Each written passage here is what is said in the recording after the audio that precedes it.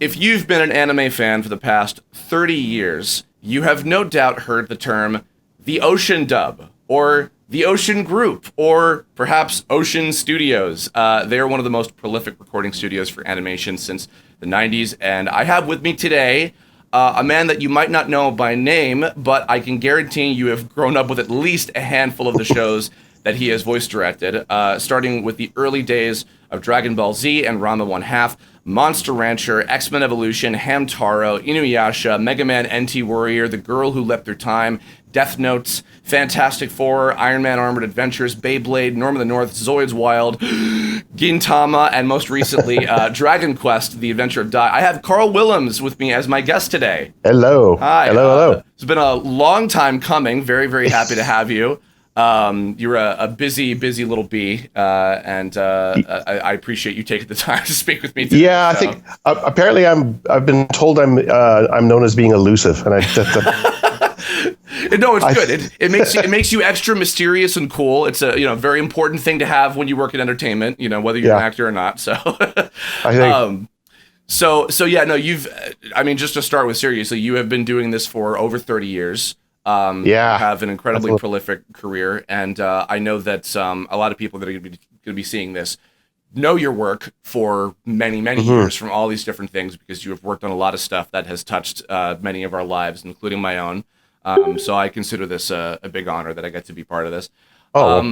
Thank you. No, for real. No, absolutely. And we were mentioning off camera, you like many of the other Vancouver veterans that inspired me a lot. I listened to Trevor Duvall's old podcast where he interviewed you and Mike Isk, who was one of the engineers at OSHA at the time.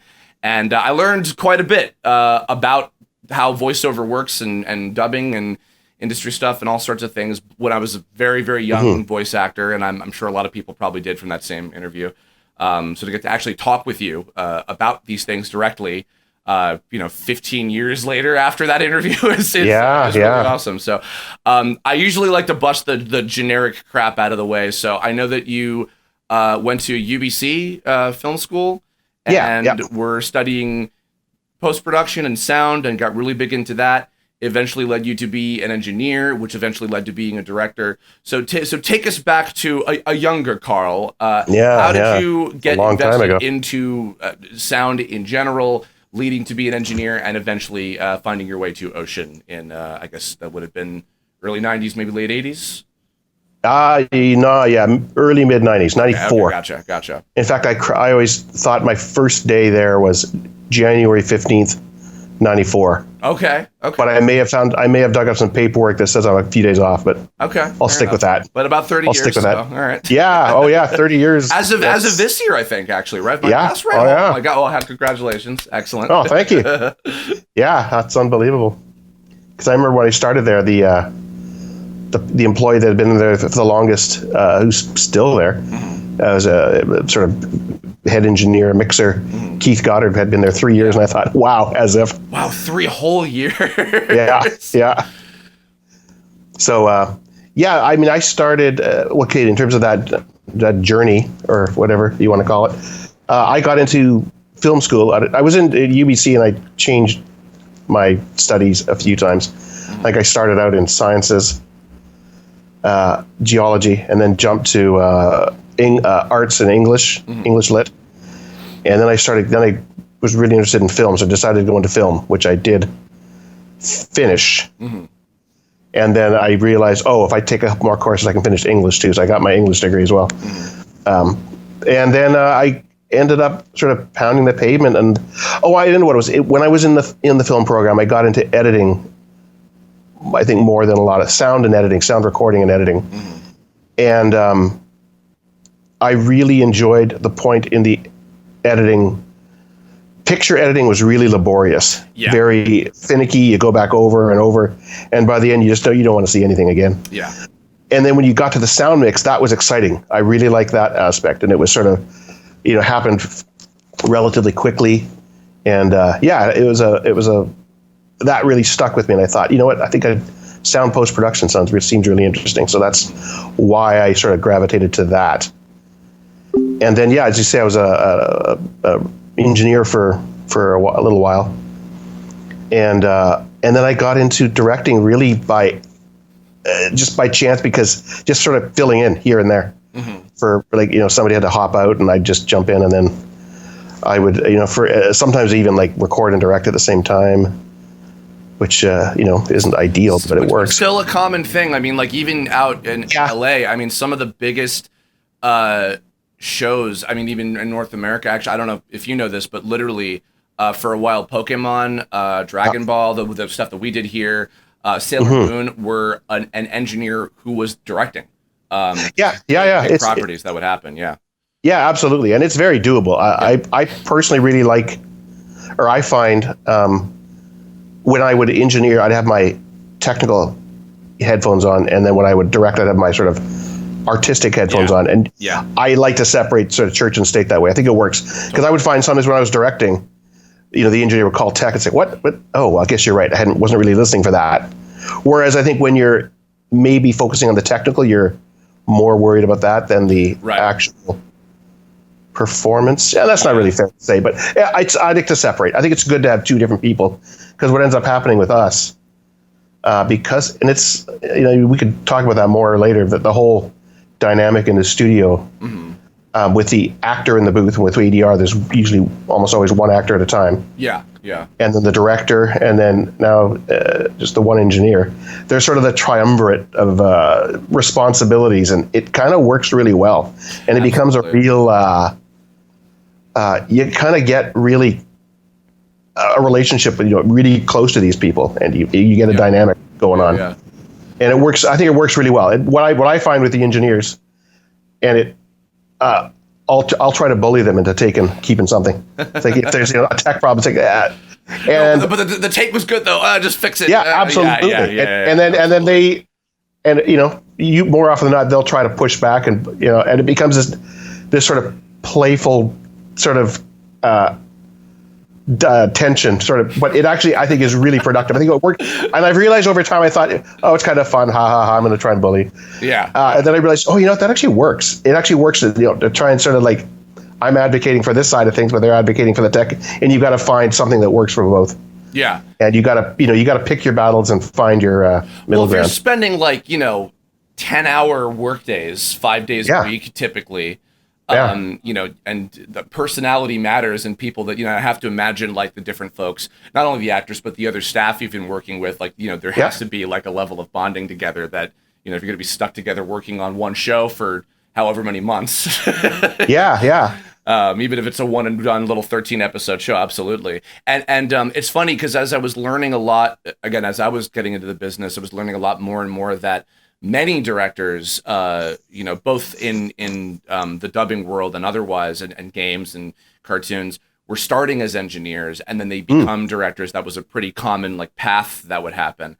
I have to imagine. I know that some of the early stuff, like the Prelay Mega Man cartoon that Terry Klassen directed with Ian. I think that might have been pre-Ian as Goku. Possibly. I can't remember the exact timing of that. But I know but I know you engineered that. I did. I think it was with Goku, I think it was maybe he would have been in the first Dragon Ball, not Z. So he didn't do Goku till Z. That would right. Okay, then that would have been free. That would have been free. Okay, Good Lord, I know. And so talking earlier, I mean, I imagine that it was just, like any other regular, just applying for a job or whatever, and then you went in, and then right away, was it like, oh, I'm working on cartoons? Like in those early days where you were just recording, was it immediately like, whoa, this is amazing to get to do this? Yeah, I mean, it was sort of getting thrown into a whole. I mean, I've been aware of, and I watched a lot of cartoons as a kid. Like I was that stereotypical Saturday morning, get up at 7 and watch as long as my parents would let me. Of course. Which was way too long. A lot of some Cheerios, sitting in your PJs, and I would watch right through to the crappy live action Sid and Marty Krofft TV show. That if you're old enough to know what I'm talking about, Land of the Lost and Arc 2 and these sorts of things. So I just wasted my youth. But I mean, apparently it was research. and you'd see a lot of different types of animation. Were there any finding out later? Oh, that was an anime, Speed Racer, Battle of the Planets type stuff that you would see. Oh yeah, of course, yeah, absolutely. Actually, the one in particular, I remember, and I think this came up once in one of our we were talking with Brian and Saffron. There was a show I remember seeing as a young kid. It was being aired on TV. It was called Sword of the Sun, and it was anime. I think that was first exposure to anime proper. Okay. And I don't know if that was probably an anglicized, renaming. Probably. I know nothing about it. I just remember, but I do remember being quite entranced by it. Yeah. I really. I would bet good money. I don't know for sure, but I would bet good money that was probably done here with a lot of like the Gen 1, like the Robotech and Power Rangers guys. I've worked with a lot of them before, and they're great dudes, and they're still doing stuff. Yeah, that would have been mid 70s, something like that. Wow. Okay. Jeez. So we're talking dubbing onto onto tape, which is a whole other. Oh, good. Well, and you were you engineering when everything was still tape based at the time when you were starting out? No, tape was already done. Okay. We were recording at our studio on something with apparently, I think we are one of the only people in North America that use this machine. It was called the DAR, the Digital Audio Research. Oh yeah, okay. It's a British company that made these things. I think they did use them down in LA at some places, but not. They were kind of fantastic. I loved them because they were just proprietary made digital recording things. They cost a fortune apparently. Yeah. But and they were pretty simplistic, monochromatic. But they were really easy to use, and they could take a beating. Like all the pieces were made with heavy brass and whatnot. And yeah, they weren't pretty, but they did the job really well, and they could stand up to I think a minor nuclear explosion. They were great. But then Pro Tools came along and sort of and then gave it all that. Saved the day, and now is the gold standard for cover, of course. I don't know. And if you don't know this stuff, then that's totally fine. But I'm really curious about Ocean Studios, and maybe you might know this, but Ocean was so like a household name to fandom that literally there was a time where if anything, a show, a game, a dub, whatever was done with Vancouver actors, if Scott McNeil was in it, everybody was like, oh, it was at Ocean, and it not realizing that there's like God knows how many, Coco and Dick and Rogers and all these different there's other studios for sure. But literally everybody it's Ocean. It's Ocean. I'll rest my case real quick just because I know I'm going to forget this story. I worked on a Cartoon Network show a few years ago called OKKO. It was very anime inspired, a lot of Dragon Ball references. And in the show, it was Prelay, and we said sorry. SOREY, sorry. And one day, the way it's supposed to be said. So I was recording an episode, and the creator and the board artist were they were voicing some characters, and this is like a year or two in, and I was like, guys, why do we say sorry? And in unison, they both said, without skipping a beat, because it's the Ocean dub. so there's that. So in terms of like the history of this studio, of like how it came to be and et cetera, I don't know if you know some of that stuff, but I mean like, if it was only around for a couple of years before you came in, do you know much about like the genesis of how it came to be and how it became this big, staple in Vancouver? In broad strokes only, not really. I know it was a music studio beforehand. Okay, which that was pretty common, I think. And there were still some of the even a couple of gold records on the wall and stuff, and I started there. Wow. Okay. And there was still the old the 2-inch tape machines were still there. They were. I think the one was still functional when needed, and then they just became sort of very decorative, and then sold, which is too bad because they're fantastic. Oh wow! Okay, all right. I'm sure somebody managed to coax them back to use, but it was a music studio, and then I don't know, exactly why it slid into post-production and to animation specifically. But I do know the boss just sort of was able to focus in on the Japanese market and anime in particular, and just became. He was just that was the connections he had, the people he knew, and there was certainly an era where we did a lot of anime, and we were really busy with it to the point where I mean like Viz, which I've gone on to work with Viz on quite a few shows, and I remember they were always going to you guys like for everything for a long time. And that was early Viz before I think they merged with ShowPro. Viz Video. Yes. I think a couple of my early Inuyasha DVDs might have the Viz Video logo on it still. Oh yeah. Ron had those good old 3-episode a pop fucking DVDs. yeah. There's a. I mean, oh my goodness. I remember Ranma was underway when I started. I think. Right. Yeah. When I started, there were a few shows. We were auditioning an OAV. One of the. I don't know which one. Yeah, one of the one-off things. The show was already underway, but we were doing some auditions for that. Because Ranma was before Dragon Ball Z. I think you guys were doing that. Oh yeah. Yes, that's right. Yeah. Because I know a lot of the like classic dudes. They were like, that was my first anime or my first show. Like period was like doing whoever on that show. Yeah. And now I know with that. A lot of that was, and it's funny, I only know through you mentioning her. Sarah Ann Defoe was one of the early directors, and you were often engineering for her, and then that was where you would trade off and direct certain things. Exactly. So, She had to go. Yeah, she had to go talk to the boss or something, and I need to go to a meeting, and so I'd fill in for 10 minutes here, half an hour here, and then I just eventually sort of. She moved on to other things at some point, and I kind of became the go-to in-house director. Yeah. Also a common practice, I think, where like someone would start something and somebody else would take it over. Often an engineer would take it over. It's, I think directing. I mean, I don't know all that many voice directors because it's a bit of a niche market.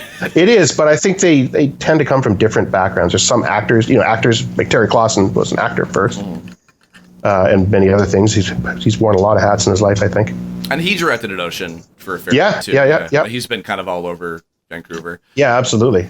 And then there's some, there's no one sort of way to get into it, I think. I do want to talk about that for sure. I want to talk about advice for directing in general because that is a more common thing now. Right. I know that the first project that was completely yours was this little promo pilot thing for an animated, like really cheesy Ultraman thing. Yeah, you've done your homework. Oh yeah. I remember it because that was mentioned. Well, that was mentioned in the last stream that you guys did, but also that I think you brought that up in the interview with Trevor. But so that being a little one-off thing, what was the first show that was completely yours from the ground, like a full like actual proper series or a movie or something like that? Yeah, see, there's a few of them where Dragon Ball, where I started, I wasn't directing it at first. Yeah. I sort of took it over, and exactly at what point, it's hard to tell because in my head, like while I was there, I remember doing it. Oh wait, was I recording or was I directing? I mean, you're still immersed in the story, and you remember bouncing around to places, and then it moved. There was a little bit of that too. I mean, I was doing music editing while I was directing too, so you tend to, there was a little bit of passing the conch. So there's a lot of shows that I sort of came in on, or even some of them that they may have swapped us out a little bit as director, which isn't my favorite, but it happens sometimes. So in terms of the first entire show, man, that's a tough one because I don't know if I can answer that. Well, early ones and I know that BTVA and IMDb are not always accurate on the dates, but I know early one-off things were like Dog Soldier, which I know was Brian Dobson's first thing. He's talked about that a lot. Yeah, I remember that quite well. Key, the Metal Idol, Galaxy Express, which that's a property that's been done, I think, in every place in North America at some point. The Darkstalkers OVA, which I watched with my first girlfriend when I was like 15. We watched that together as like a little cute date thing. Brain powered. Wow. Which I think Trevor told a story about. He came in and you guys were like, we don't know what the show's about. Don't even ask. We have no idea. Well, yeah, that was a. Well, I tell this story as an anecdote about that where I actually. Sarah had started that one. Oh, Brain Powered. Okay, I've never seen Brain Powered. I only know the name, but yeah. I mean, it's a show. It's a show. I came in on it, and I kind of had to take it over and fix up. There'd been way too much sort of double casting, where they had like one actor playing multiple characters, which is a regular thing. But you got to be careful. You don't want to stretch things too thin, or push people into things they aren't going to suit. Yeah. And there's a lot of that where I had to go in and sort of bring other people in to redo characters, and I remember in that process of sort of taking over, there was some, and I wish I could remember what it was, but there was some aspect of that show that just fundamentally didn't make sense, and I sort of thought a story reason, a story, yeah, Yep. exactly, Yeah. and I had to sort of go to the writer and say, what's going on here? Like, what does this mean? Because this doesn't make sense, and they didn't know. So we went to the person who translated the script, and they didn't know. And we finally had to actually go back to the clients in Japan who created the show, they didn't know. So it didn't. There was no secret answer. Oh, the secret answer was that there was no answer. It was just you just wing it after a while. Yeah, it's just a wizard. My God, I wanna mention. Okay, I'm kind of jumping around a little bit, but whatever. That's fine. Okay, Inuyasha. Yeah. That was a big one. Now this one, if I'm not mistaken, was predominantly yours, and this was right off the heels of Ranma. Yeah. Oh yeah, for sure. Yeah, because I know Richard as Inuyasha off the heels of Ranma. That was intentional because it was the same Japanese actor and the same creator and everything as well. Exactly. I think I did take that one over pretty quickly. Yeah. I didn't direct the first few. I think if memory serves. Okay. But I think I was directing it fairly early on. This was a great group of folks. Absolutely. This is the show that people ripped on so much of, like, when is something going to happen? When are they going to get the next jewel shard? When are they going to find Naraku? But it was always because the 6, Kilala counts, excuse me. The 6 were just such fun characters. I didn't give a shit what they were doing per episode. I was always happy to see them, and they were so much fun. It's about the business, less so about the actual through line. Yeah. But then later, I remember when you guys came back later and you did Inuyasha the final act, and I'll never forget. I think that was very clearly, it was like, all right, you have 52 episodes to wrap the rest of this up, fit everything from the manga in together this last little bit, and blasted through, and it was great. And there were a lot of really good moments. And I mean, like, I think everyone in the province was in this show at some point. Like, yeah. There's some shows are like that. They're just huge casts. Yeah. I do remember a distinct memory that I have. I saw the show for the first time. It was airing on Adult Swim on Cartoon Network at like midnight. And I was also watching Hamtaro, which I want to talk about later because that's a fun show. But I remember suddenly something clicked in my head. I was watching an episode and I'm like, that guy is Quicksilver from X-Men, which I'm also watching. Oh, yeah. That girl is the little girl from Hamtaro. And suddenly my mind opened, and as you've probably noticed from when I'm in the chats and Anime Time Machine, I know way too much. That's great. Everyone knows I'm like a psychotic, like, Rolodex of voiceover stuff. You could throw, like, what was this one random character in an episode of Inuyasha? That guy was played by Mike Dobson in this one episode. Like, I literally, it's a problem.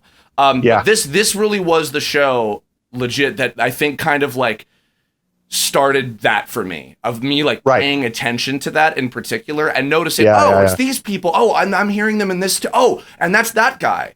And started looking up. And do you remember there was a site called TV Tome back in the day? It was like a pre-Wikipedia type of thing, but I was on that and looking up, and this guy was also this, and said that. But Inuyasha, I think, was the show that kind of triggered that for me. Right, And that was like, I mean, in total, must have been like at least a decade on that show. That you absolutely. And did you write some episodes too? I think I looked up at some point. Yeah, I did. Actually, that's right. I did adapted a few episodes. Okay, yeah. That's right. Tell me a little bit about working with Toshi, because I've had he's now, if you don't know, he's now one of the head producers of the Pokemon Company.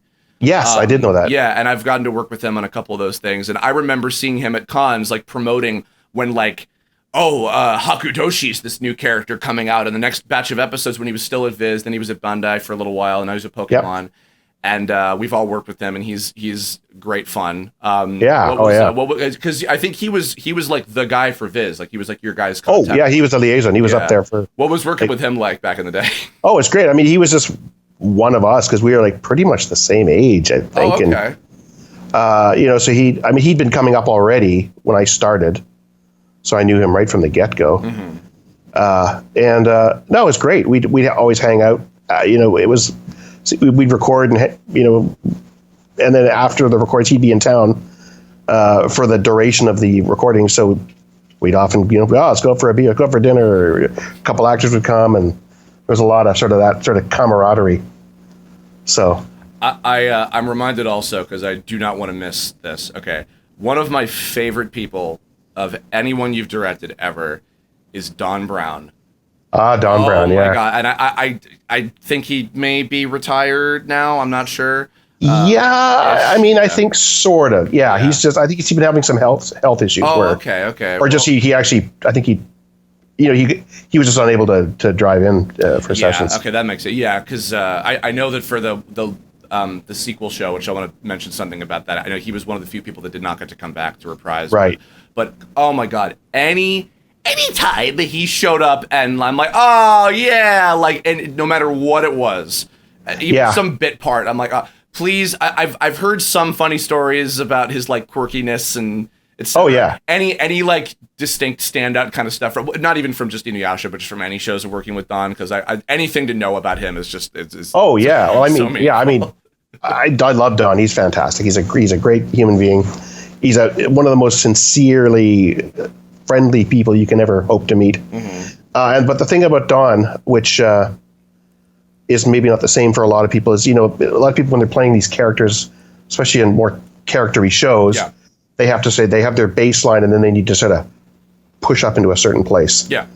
Whereas Don kind of lives in that place. He is a cartoon character. Yeah. When you talk to him, everything's really gregarious and very, very outgoing, and he's one of those larger than life personalities. So he's there already. Out of curiosity, because something hit me. I remember when I interviewed David Kay a few years ago, actually about the show, and he mentioned he had that kind of that Bob Ross big crazy afro stuff. Do you? This is about Dragon Ball for a second. Do you remember Mr. Satan Hercule? The big wrestler guy with the mustache. Name for sure rings a bell. Is that? Hold on, actually, I'll get you a picture of him real quick. If you can you see this image? Yeah. Okay. Yeah. Is that Don? Is that just who he was? Was he just hey, big crazy fro? Oh man, eccentric. I'd have to hear the voice, but probably because I'm so used to his all this weird stuff, and I'm like, what is your natural voice? I can't even pick what it might be from. He had a very big, a booming voice. Yeah, hey, very gregarious, sort of, tenory, strong. That's fun. Animated. But he could do the really deep. I can't do these things, but I know he did some kind of Dr. Claw-y type of stuff in certain parts. And he could all over the map. He could go really high and, as you know, really deep and rich too. I've probably stolen some of his crazier, King Kai and Jockin type stuff. I want to tell a quick story. So I'm sure you've known, I think it's come up briefly, Yashahime, which was the sequel series that happened a few years ago. I was sad that you guys did not get to do it yourselves. We did it here in LA, but I want to mention a couple things. So first of all, I know that there was a tremendous effort made to get as many of the original people back to reprise the pre-existing characters as much as possible. Oh yeah. I see that. Yeah, there were a few people, I think, that they were like, oh, we couldn't find who did this, or they might not be around anymore or whatever. But for the most part, there was a big effort made. I want to mention, a very, very good friend of mine who I've known for 15, 20 years, her name is Kira Buckland.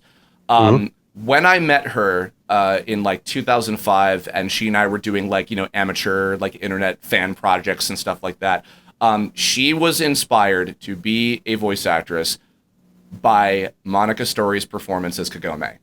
Oh, really? Okay. Back in the day, that is the character, the show that got her to want to do this professionally, and now interesting. She's megastar, conventions every weekend. She's in all these major properties. She's like a central character on the new Pokemon and all these things, And in this new show, because I'm sure you probably haven't look much into it, which I would totally not blame you for. But the plot is about the daughters of the main characters. So it has like multiple kids of like Miroku and Sango, and also I don't know if you saw this, but Ian came out of anime retirement to take over for Miroku after Kirby unfortunately passed away, because they had shared Goku and Dr. Tofu and a couple characters, so that he was like, you know what, out of respect for my buddy, I'll play this character, which was great. He did a great job. Okay. Great match too, actually, for the character. So we had like Miroku and Sango's kids, who were demon hunters like them. We had Inuyasha and Kagome's daughter, who's this little scrappy, like funny character, and Sesshomaru and Rin have two daughters. Yeah, she grows up and they have two daughters. Kira got to play one of the daughters of Sesshomaru. Oh, that's cool. And I will never forget, I'm literally getting emotional even thinking about this. There was an episode towards the end of the show, I think it was like 26, 52 episodes or something, but towards the end of the show, there's an episode where the daughters get to finally meet their parents. They meet all the classic characters, and it's Richard and all of them, and it was like, oh my God, I was like crying just even hearing Richard and all the others again. And there's a moment where Kira, as this character, this daughter of Sesshomaru, she goes, Inuyasha. And I'm like, oh my God, that's so weird and awesome, and I've never been prouder of you. So that was a big.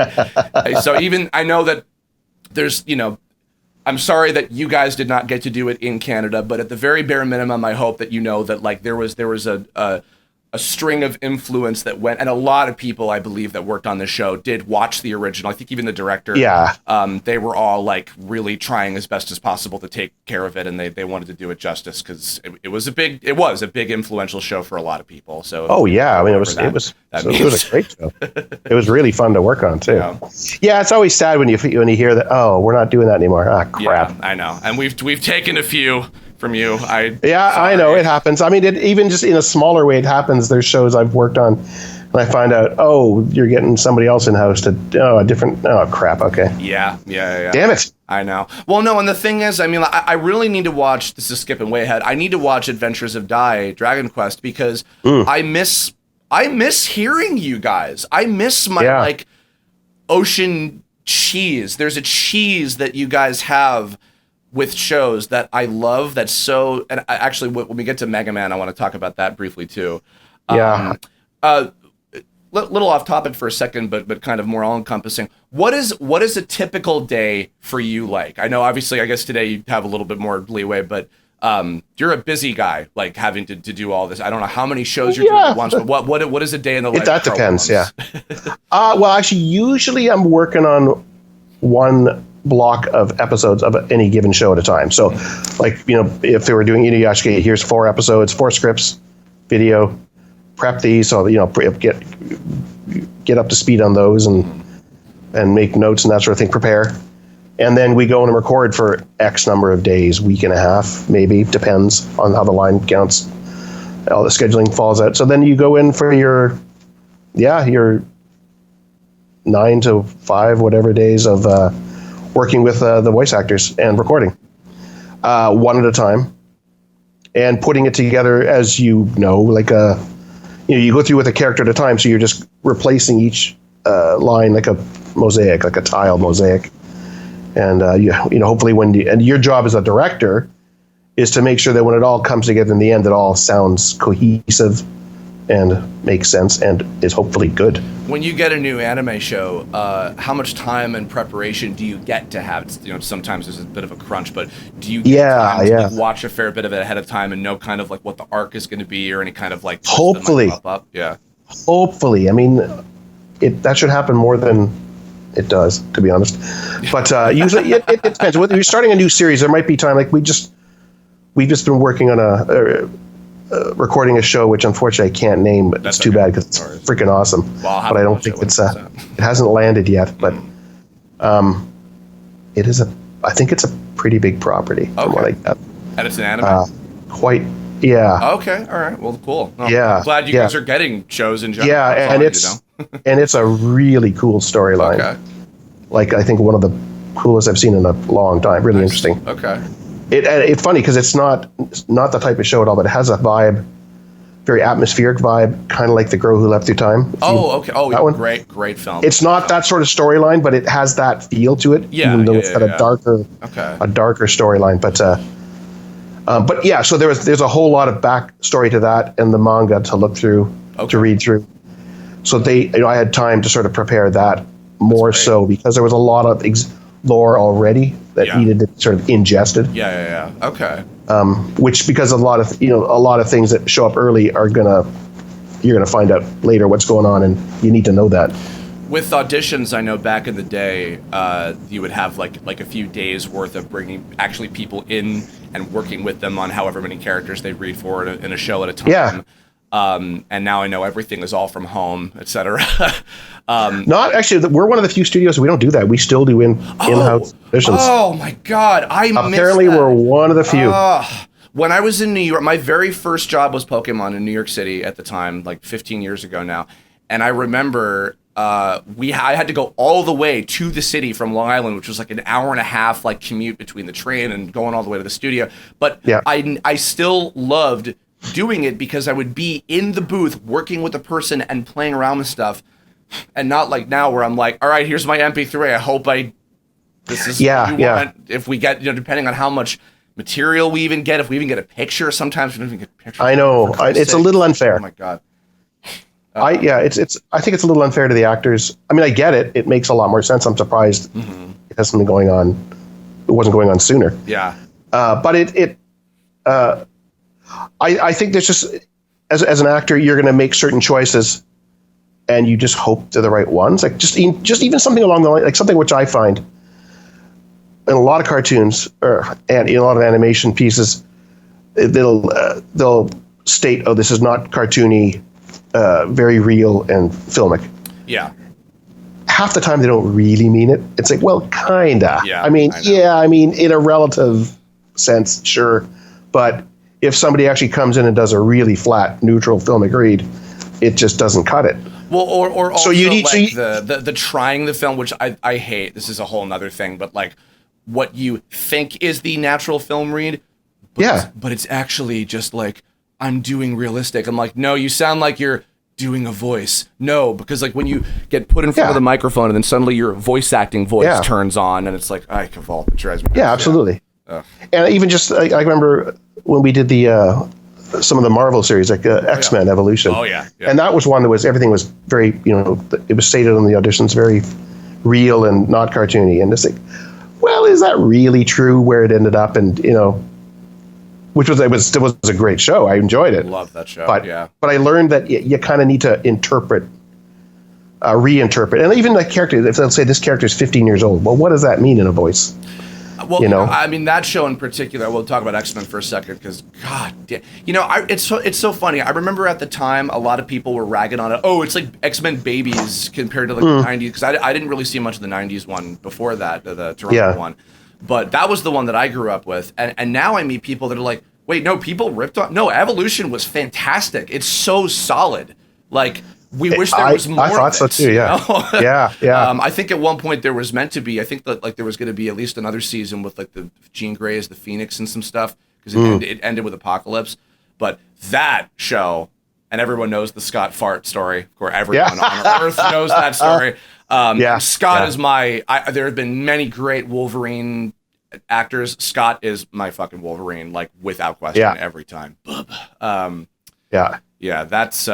And actually, with that show, on the research thing I was asking about, is that a show where, like, how much, because that's not like an anime where you can watch it already because it's done. What kind of, like, prep or whatever, like, or the people with more of, like, what kind of, like, stuff ahead of time would you have on a show like that? Okay, well, directing anime or directing a dubbing show, whether it's anime or any other language from any other country, and doing prelay, it's certainly a different process, and of course it kind of ends up being certainly a different approach to directing. The big difference, as everybody well knows, is dubbing, you're bringing an actor at a time. Prelay, the whole cast at once, and you're recording it in order, more or less real time, and then it gets cut up and placed and drawn. So Oh crap! What was your original question?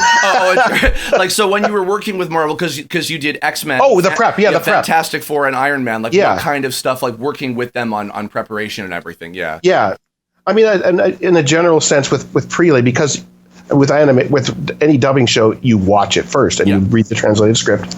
Pretty straightforward. And maybe if there's any other lore, like if there's other versions, if there's a manga to reference.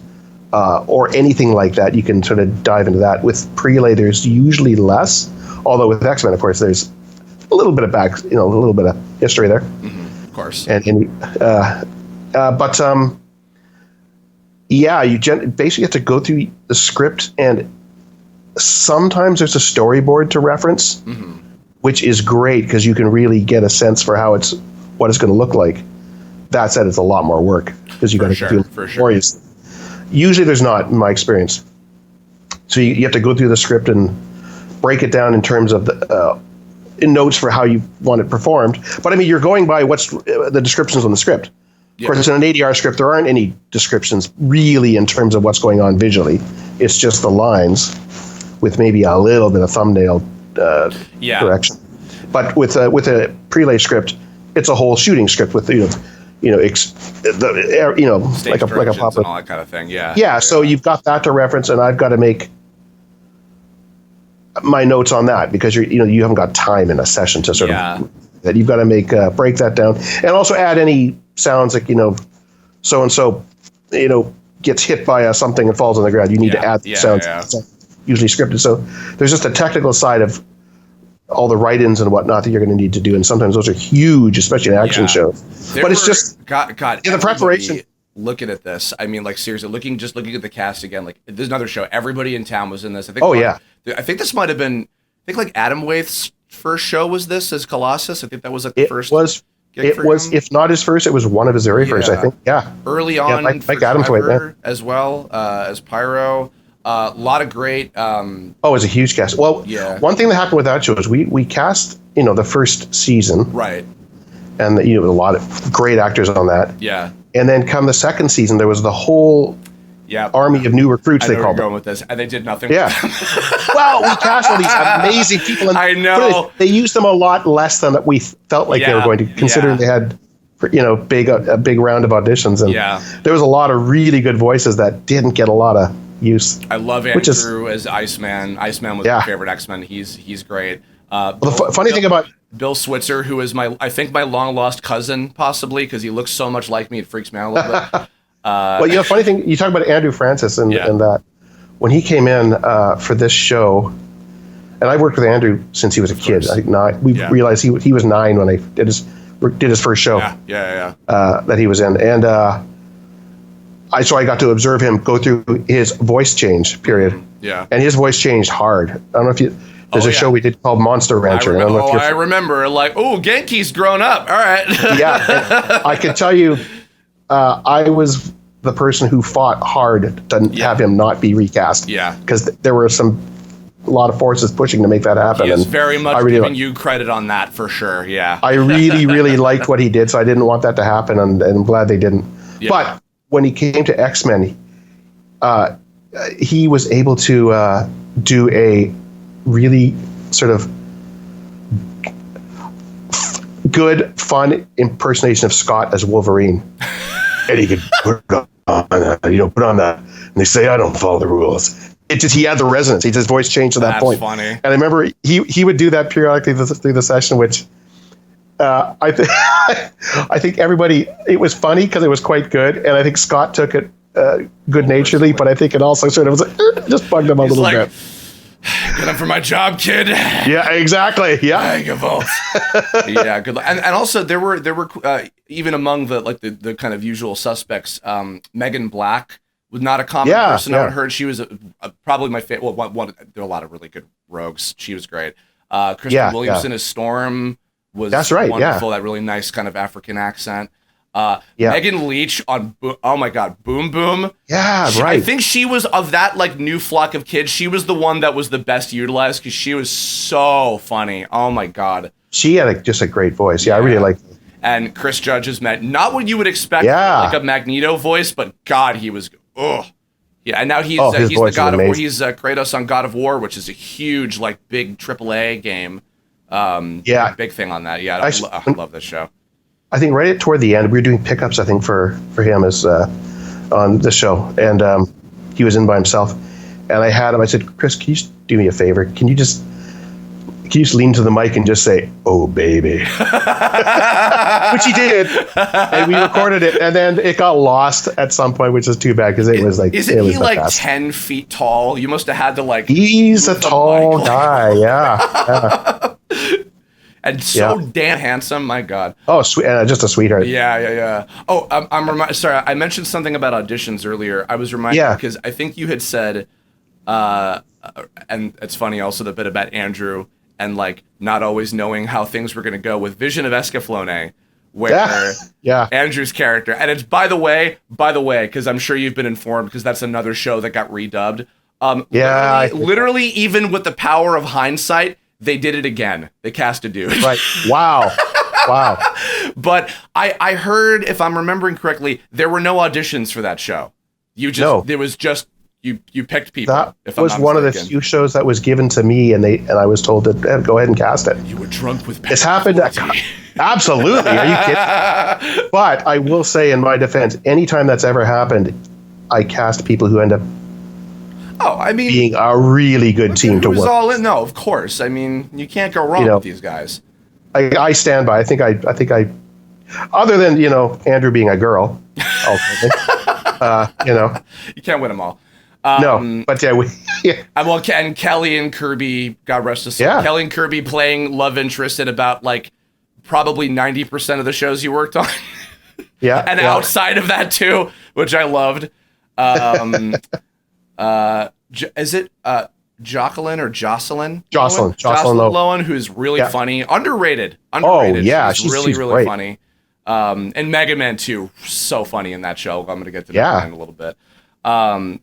It's funny. I've been in cases like that for my own projects where I'm like, all right, I have to pick people who's on my mind right now, who's really good, who's a pleasure, who could if I want to test something like new for somebody or like a thing that I know that they can do, they don't often get to do, like casting hero type people as villains that they don't get to often do. I love doing that kind of thing. Always. That's big for me. I mean, I wish it happened more, but as you know, usually what happens is auditions are done and then a score of people are sent off to clients who make the ultimate decision because it's their damn show and they're paying the bills. So it should be. But there is a bit of maybe, I'll make notes on, here's how I think these people did. Yeah. Take it for what you will. And sometimes there may be some shortlisting going on where they're only going to send 8 people for this character. So which of the 8 we're going to send? And that may be other producers in-house that have input into that. There's, usually a few people involved. But I forget what the company is called, if this is even still how it works, but there was like another company, it's like an acronym of letters that like casting somehow. Yeah, IPP. IPP, that's what it is. Yeah. Is that still how it works now? Yeah. Okay. Yeah, I work pretty closely with and they have to know who everybody is in town, I imagine. Oh yeah. Yeah, of course. Yeah. Okay. Know all the agents and let's talk about Hamtaro. Yeah. Let's talk about Hamtaro. So I know this was traded off a little bit. You and James both worked on that. James Corrigal. Yeah. Worked on this show a lot. And Mike Isk was the engineer. And probably for most of it, if not all of it. Now this was one of those shows that I know was changed a little bit for, some names were Americanized, and I think the music was recently, which I just found out. Yes, you did the opening theme song. You were the singer for the opening theme song. Which I did not know that, and that was hilarious. Pitched up.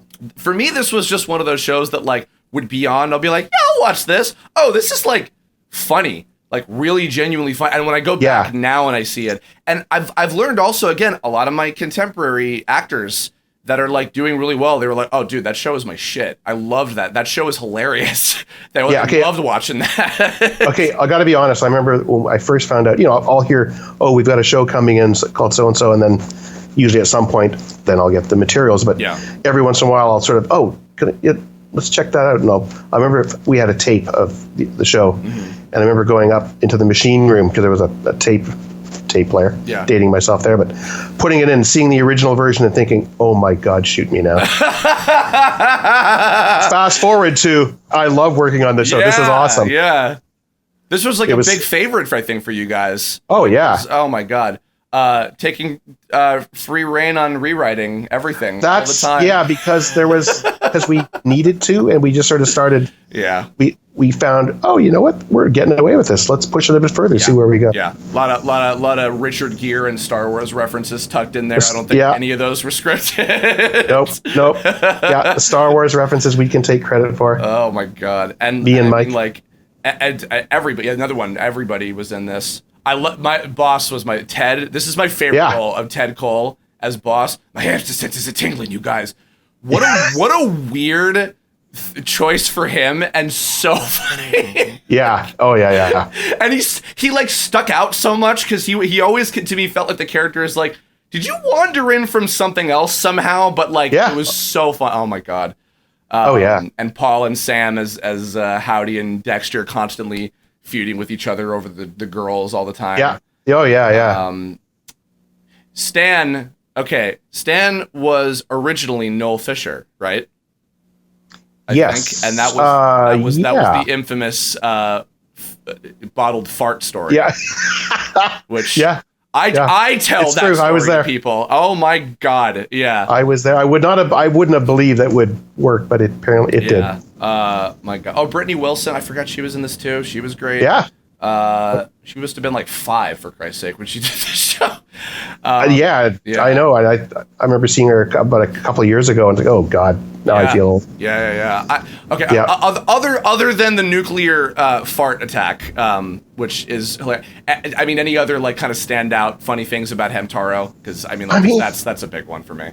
Probably. I mean, there are a lot of funny bits where there'd be outtakes that were a hell of a lot funnier than what went on in the show, but wholly inappropriate. Yeah. The more for children the show is, the more disgusting the outtakes are, without question. It's always funnier when that's the case, right? But when they're stubby little hamsters. Yeah.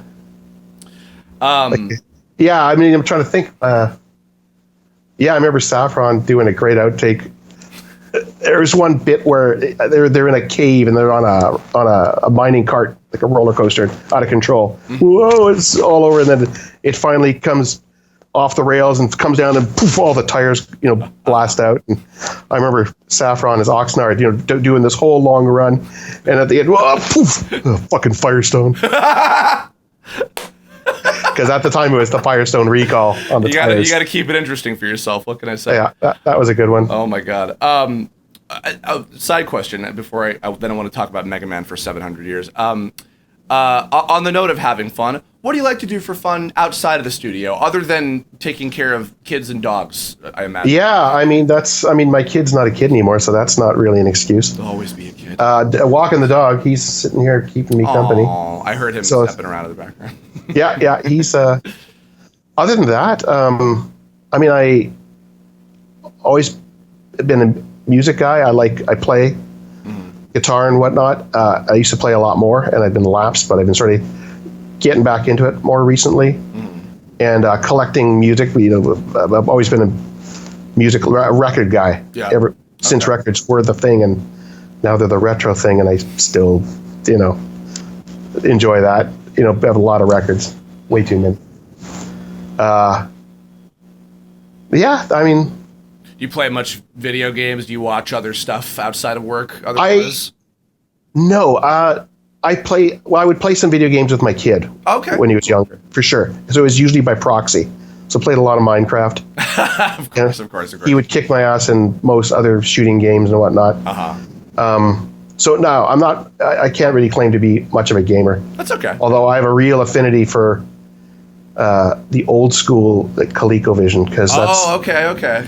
I didn't have one, but my brother had one, and I learned all those games when I was younger. Yeah. And I luckily managed to find a ColecoVision setup at a yard sale some years back. Oh yeah, you could find places. Yeah. I think $10 for the game, for the whole console and a bunch of games, and So I've still got that kicking around. So I'll have to break that out, actually. Oh, yeah. Those are fun. And NES was earliest for me, so that the Coleco and Atari was a little bit before my time, but I still appreciated the classics like NES and stuff. So I'm dating myself, I know. No, me too. I'm 35, so what can I say? And I have to admit, in terms of watching anime, it's a weird thing. I find, because I've done so much of it over the years, I do find sometimes watching anime feels like homework. Yeah, no, I totally get that. And it's not even, it's more like you're watching it and it's hard to sort of not be looking at, oh, you went with that read, did you? Or really, why didn't you just put a pause? Dude, that kind I of thing. Ruined. Because I have directed a little bit and I have done the last couple of years adaptation. I still watch stuff because I love anime, but it is like tainted for me now, where I'm like, wow, that didn't sync. Wow, that was not natural. Wow, that was not in context. And I'm like, why? Oh, God. Yeah, it's usually like, oh, what?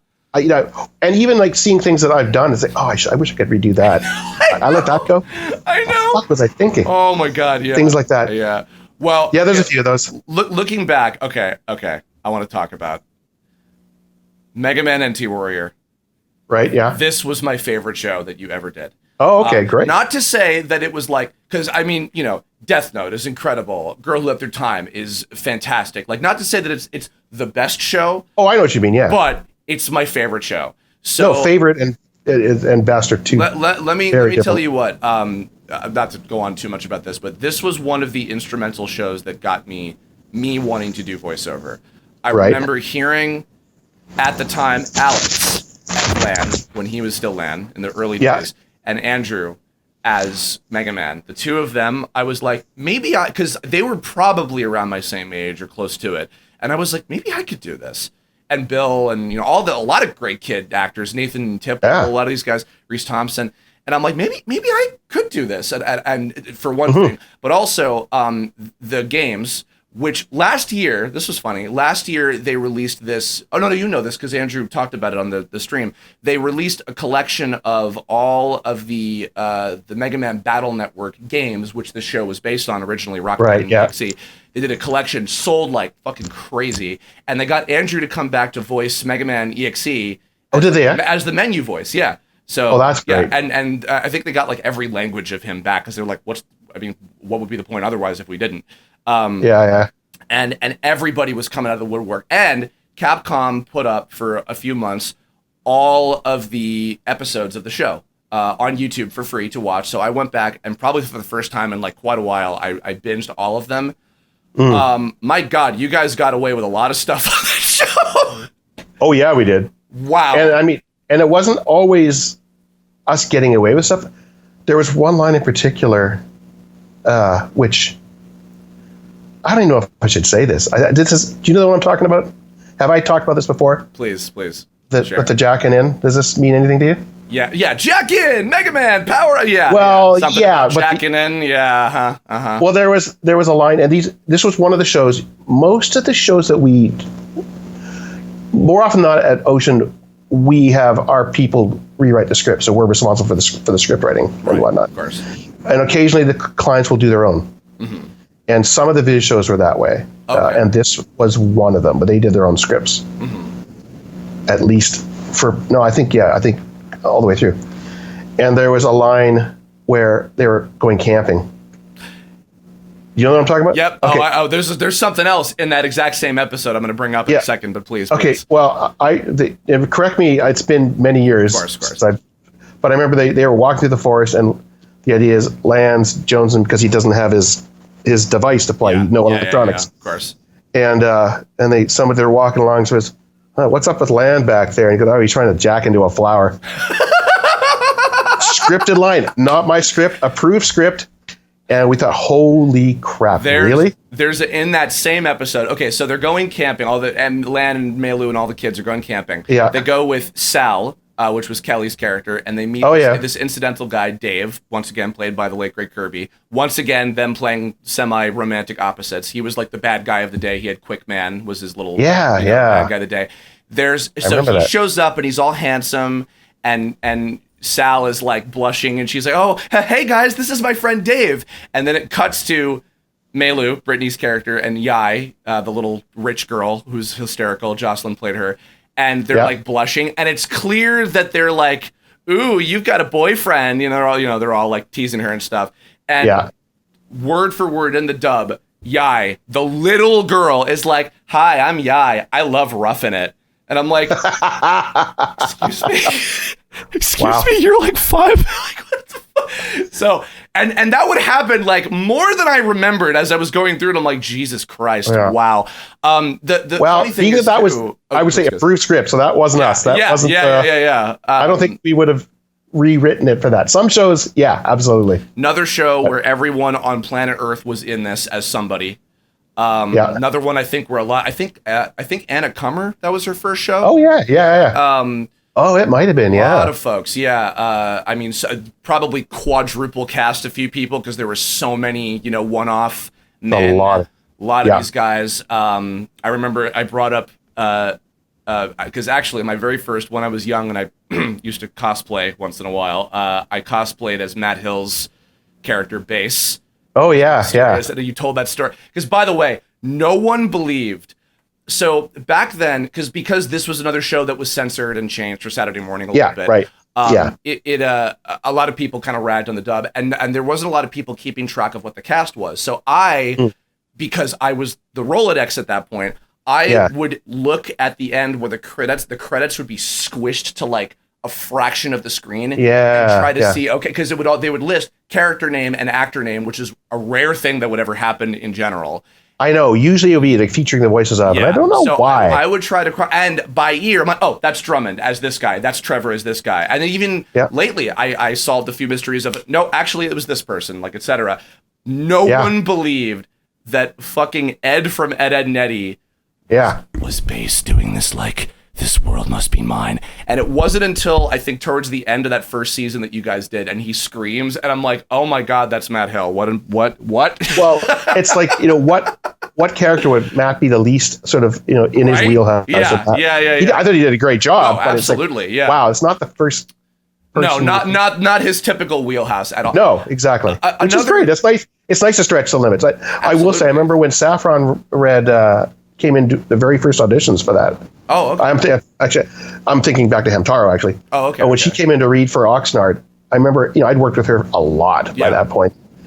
And then she pulled out that voice. I'd never heard her do it, and said, wow, okay, you can be surprised.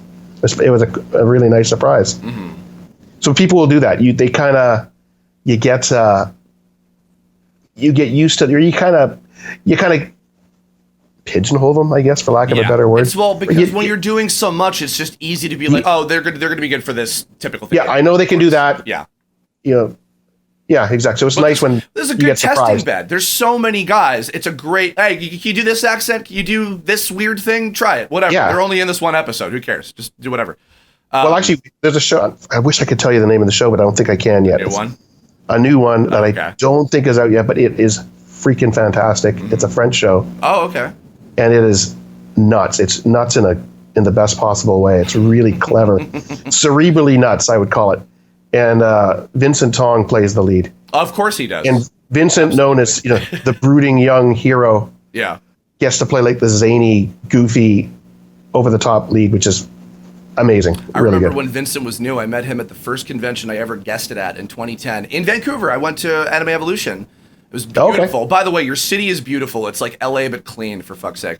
But I met him. He had just done Death Note at the time. Oh yeah, super cool. And now he's just one of his first guy. He is the guy. It was crazy. Yeah. I want to mention just real quick on the Mega Man note again too, and I'm gonna sling a little bit, but you didn't say this. I did.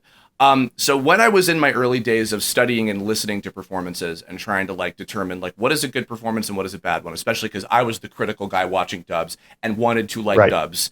I remember this show was wedged on Saturday in the US. It was wedged on Saturday morning on Kids WB between all the stuff being done by 4Kids, which I'm sure you're probably familiar with that name. They did Pokemon, Yu-Gi-Oh, all these, they ruled Saturday morning for a long time. Mm-hmm. But I was noticing often in their shows that which they would do that Saturday morning type refurbishment of an anime, much to the behest of fans. It is what it is. Yeah. But a lot of the time it'd be like, and now I'm going to do this, and now I summon this card, and I'm like, Jesus, shut up! Like half the time I'm like 10. I'm like, I'm your target audience. Shut up. Meanwhile, I'd watched Mega Man wedged in the same block of shows and given pretty much the same type of treatment. But I'm like, okay, perfect example. World 3, the bad guys. Trevor as the Scottish guy, Colin as the crazy British rock star guy, Tabitha as the sassy bitch, and Dr. Wily Paul, all those guys. And I'm like, wow, there's subtlety with the comedy. Like they're doing wacky, weird, over the top, let's give them accents just because we feel like it type things. Yeah. But there's something about the delivery and the timing and even the writing and etc. where this is actually making me laugh. And in fact, even more so now going back and rewatching it, there's something about it that stands the test of time a little bit better than the other Saturday morning anime type things. Yeah, I mean, I would say. And to be perfectly honest, I've probably been guilty of letting that happen in the past, and I really don't know, but maybe that'd be something that would happened more in the earlier days. I don't really know. I mean, this is quite a while ago, but I do think maybe, and this is just a theory that came up when you're talking right now, a lot of that for me personally came about from being stuck in there for days listening to these lines. So when you record ADR, let's say you record a character, then you come back and record the other characters, but you're hearing the same lines over and over and over. Of course, yeah. And if you do something that's just kind of end up with something that sounds annoying or over the top or hurts your ears, you're getting it thrown back at you every day for the next week and a half, at least, while you're recording all the rest of the lines. And I think a lot of it comes into what is not going to make my day-to-day painful? What am I going to enjoy hearing over and over? And I think everybody so pulling it back and making it more interesting, little things that are funny, little maybe innuendos, or innocent innuendos, or just little weird, quirky ways of reading things that make me laugh or make me smile. And I think a lot of it might be born out of that. Just what do I want to have thrown back at me? Yeah, absolutely. And I mean, it's also like what we do, it's so subjective anyway. Like, absolutely. Yeah. What are you going to do sometimes? Well, I think too with anime, with dubbing, because it's been done and you have to fit in, you have to replace it with something that's going to look right with a picture and tell the story and make sense. And there's oftentimes an obvious way to do that, there's nothing wrong with that. It's because that's what's needed. Yeah. If somebody's angry, they're angry. But sometimes there's ways that you might not think of, and I really do. I like to let actors have reign. Like I think usually I can say when I prepare a show, I'll go through and I'll have in my head what I think it probably should sound like. I'll even maybe make notes on the script of what inflection choices I think should be made because of this line and how this should be. And then oftentimes an actor will come up with something different, and rather than sort of squelch that, which I think a lot of maybe newer directors might do because it's the safer way to go. Yeah, and easier and efficient. I'll try and what I'll try and do is do a quick little crap. That's really good, but does it work? And I'll do a quick little scan like in my brain of before and after. Will that work? Can I make that work with the other lines that I've got to record still? Yeah, let's go with that. Let's keep it. It's funny. It's good. And so I tried as much as I can let actors make their own imprint. Yeah. Because if you just started bending them to your will, you might end up with something that's perfectly great, but it might be more interesting if you do something else. Yeah. And it usually is, to be honest. Yeah. Because as a director, I think usually I find I'm preparing it in a way that what's the most logical way to what's the most logical end result? What's going to make this as most straightforward? Well, and also the people you're and the quirk comes along the way. Yeah, absolutely. There's very few. I mean, like, not to be specific, obviously, but like even like as I watched like so many of these shows, like probably the grand majority of the stuff that you've done, and like there were very few ever times that I'd hear like an actor and be like, they're not that good. Like generally, all these same 50 people that were in all these shows would always make like you're working with somebody who's so good to start with anyway. So you're just having an abundance of gold to work with, like truly. There's so much more I want to. God, I'm trying to like speed through because there's the different things I want to talk about. At some point, I'm gonna have to send you a clip of the character Nova Man because literally no one knows who voices him for 30 years. And I maybe if I send you a clip, you'll know. Do send it through. Yeah, I'll send that separately. But okay, I have to mention this one. All right, Elemental Jaleid. Wow. So I did not see this show until a couple years ago. One of my very, very dear friends, this is one of their favorite shows ever. I knew the name vaguely. I knew it was another Ocean series, but I had not seen it before. And it was so much fun to watch because it was the first new show that I had watched with all the classic dudes. And it was so, without even knowing the actual story material, it was so nostalgic. It was exactly that kind of like fun, like Vancouver flavor that I adored. I had never heard of Christian. Is it Air? Yeah, Christian Air. Yeah. I think maybe I heard him in like an Inuyasha thing at some point briefly. Was not familiar with him. He was fantastic as the small kid. And Brenna, who of course I knew from Inuyasha, was great on. I know this is going back a long time ago. I know that this is not a typical kind of like fan favorite one people bring up. Do you remember like anything in particular about this show? About doing this one? Yeah, let me think. I mean, I definitely remember the show. It was the five of them. They were like air pirates. They were traveling around. Trying to save her, and there were like these evil people kind of pursuing them and stuff. I remember.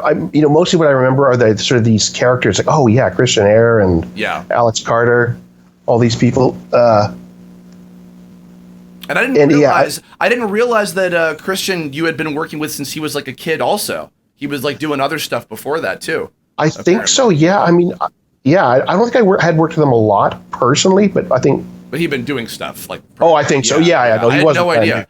And Shakugan no Shana, which I had not seen either, but I know he was one of the leads in that too. Right. So he just happened to be like this like leading Vancouver guy that I just never was in my peripheral somehow. Yeah. Well, there's people who like they're sort of I want to say your regular voice people who you see like Chantal Strand. Brad, the usual. Yeah, all these. Yeah. Who are amazing, fantastic, and then there's some people who are maybe more film and TV people that do voice occasionally, or other from other areas. Yeah. So I think Christian might have been one of the. He was an acrobat, not an acrobat, like a physical. I think he was, because I remember him talking about Was it him talking about the suicide roll, where he'd run down a hallway and then that might have been jumps. That might have been Alex Doduk, because I think that Alex Doduk, because I've tried to find him, because when he stopped doing Lan and then Brad took over in the middle of Megaman and he disappeared, and because I wanted to like find him anywhere to be like, hey, thank you for inspiring me. I found something where he was doing like an air like skydiving show or something. That I don't know about. It might have been him. Yeah. But Christian Air, he done some sort of acrobatic thing. He did his suicide roll. Wow. Oh my God. Where he'd jump and then be for a moment, be perpendicular to the ground and then he'd quickly tuck into a roll. Okay. I don't think he demonstrated. He didn't have room to it. Plus, it would have been a liability. But we really loved also Kiara, who of course Hamtaro. She was this character Vero, who was like leads you to believe she's like, I'm the cute like shy girl, and actually is like a villain, and then has this tragic death, which was like really getting me. And apparently like that was a little bit different in the show compared to the manga or whatever. But she was a big standout. Oh yeah, Kiara's. I really like Kiara. Actually, I just found out a couple weeks ago. My neighbor went to school with Kiara. Oh, huh. So I haven't seen Kiara since. I have to talk to her, see if she remembers them. She comes out here, I think, sometimes to do some stuff because she's been to do a few shows as well. Mm-hmm. A lot of Tabitha, obviously, where you could put her anywhere and she'll be brilliant. She's genius, absolutely. For Christ's sake. When we were talking about actors who bringing something to the plate, she's definitely one of those, to the point where I've learned as a director, Tabitha's one of those just sort of forces of nature that you sort of try and you just try to grab on and be along for the ride. She definitely, given her own way, she'll never read this line the same way twice. So And sometimes like, no. What are you thinking? Other times like, oh wow, okay, that's pretty great. Yeah. I would actually even, not to be risking offending others, but I would actually say she is like the single most talented voice actor in like all of Canada. She might, yeah. I mean, she's wouldn't just like incredible. say you're wrong. Seriously. Yeah. I would even say probably most other actors would be like, yep, yeah, absolutely. Yeah, she's pretty fantastic. Oh, you know what? I'm going to go back again, but I'm now watching for the first time really Cyber 6. Oh yeah. I knew of it for a long time and knew it was very beloved. I forgot that like every frame of it is immaculately animated. Small cast of people. Kathy's brilliant. I love Kathy as well. Another one that Alex was in as like a baby. He was the little bad guy. I thought might have been maybe his first role. Yeah. Actually, regarding, I mean, because again, like I've never been able to find him. He's off the map. But like any kind of particular memories working with Alex on some of this stuff. Oh, he was just a character. He was just a goofy kid. I remember when we were doing a lot of, maybe not that show, but probably more Mega Man. He would. I remember the engineer was like, why does he keep looking? He would do a line and quickly turn and look at me. Did we do it right? And I remember the engineer was kind of getting self-conscious. Meanwhile, probably he's doing it because he's self-conscious of like, did I do good? Yeah, probably. Daddy, please approve me. Yeah. Oh my gosh. I want to mention, I need to tell you, I've been wanting to tell you this for a very long time. Okay. Funny story about Death Note. So prior to you guys doing Death Note, I think Ocean did Hikaru no Go, which was a Rob Bakewell show. Might have been outsourced somewhere else, but I know it was an Ocean show. And it was. It was all same thing. Usual suspects: Sam, Brad, Chantal, yada yada. I was reading Death Note in high school, and because Hikaru no Go had just come out, and it was the same creators, the same manga artists that created both of them, I thought, I'm going to imagine Vancouver people in my head as I'm watching this, or as I'm reading this, rather, right? How close did you get? Okay. Where? Oh, hold on. I have to find them. Okay. Sam as Giovanni, one of Nier's like guys. Okay. Where is it? I can't find it on here, but Ted Cole's character that was the head of like the business guys that had the Death Note at one point. Like right. Group of I remember dudes, that. Yeah. And Kathy is Nier. Really? All three of those I guessed correctly, and I'm like, I should do casting. I could see the Kathy is Nier. Yeah. Funnily enough, I did guess a lot of the people correctly, but not as their characters. Like Brad, I had as Matsuda, Vincent's character. Oh, okay. Yeah. Vincent was new, and I'm like, that's such a Brad character, of course. No, you're not wrong. And you're not wrong. Drummond I had as somebody else. Trevor I had as somebody else. So a lot of the people that were in the show, I guessed, but as different people. Yeah. But this was a big score, this show. Like, my God. Oh, yeah. Right now. And right now, Brad and Drummond and AJ and Shannon are like touring. They're doing a lot of cons because Death Note's kind of having a bit of a resurgence as of late. Oh, great. That's nice. But I know this is probably like the upper echelon of like the best of the best stuff that you've gotten to work on because it is fantastic. Yeah, and we were really given the time to do it.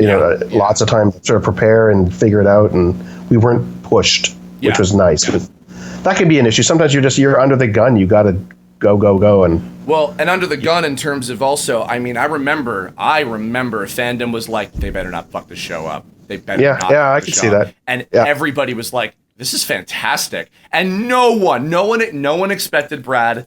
No one expected Brad as Light. No one. And no one expected, well, maybe some, but most people were like, Scott's going to be Ryuk. Like that was the kind of general consensus I remember that's sort of obvious. Yeah. I'm sure you read for it. Yeah. I'm sure you read for it. But that's a fantastic one. That was a fun one to work on. I really liked it was just a clever storyline. It was a clever conceptual storyline. Absolutely. It's had 3 different live action adaptations, but no, 4. Because like Japan has 3? done 2 of them. There was the movies that you guys did. There was there was a TV drama like a few years ago. There was the American Netflix one. There's another American one that they're doing at some point. Oh, is there? Yeah. So I mean, it's something about the concept of it. There was a sequel, little mini like one-shot manga thing that took place after the end of the story, and some like Nier's grown up. Some of the other characters are still in it. It's never been animated. I keep kind of hoping that maybe it might get animated someday. Although watch them not give it to you guys because, of course. I can only hope. I wanna end on some Dragon Ball stuff because I want to lead into the thing that's going to be happening this weekend. Before that, normally when I have guests like yourself on, I usually talk about like advice for people not like who want to get into voice acting, because we've heard that about 8 million times. Usually I go to the bit about if someone is already working in voiceover and they want to ascend to like the next level, improve themselves and do better, move beyond what they're doing. But we are now living in an era where being a director is, I mean, it's still a specialized thing, but there's a lot more people who are directing. And there's even people that when they're doing like indie productions, like indie games and animation and productions and stuff like that are directing people. Right. So I want to go from that perspective. I want to do this a little bit in 2 parts. One, if you want to get into directing, what sort of training and what sort of like things can you do to prepare yourself? And secondly, just like if you are in the midst of directing, what are some things that you would advise other people to improve upon themselves as directors? That's a tough one. Because I really think in terms of getting into directing and training, there is no right answer. There is no one answer. It's like I say, actors, oftentimes actors get into directing because they're part of the session and they can see it going on. Maybe writers, engineers, like, myself, engineers. But does that mean that the best directors are engineers or the best directors are actors? It really depends on the individual.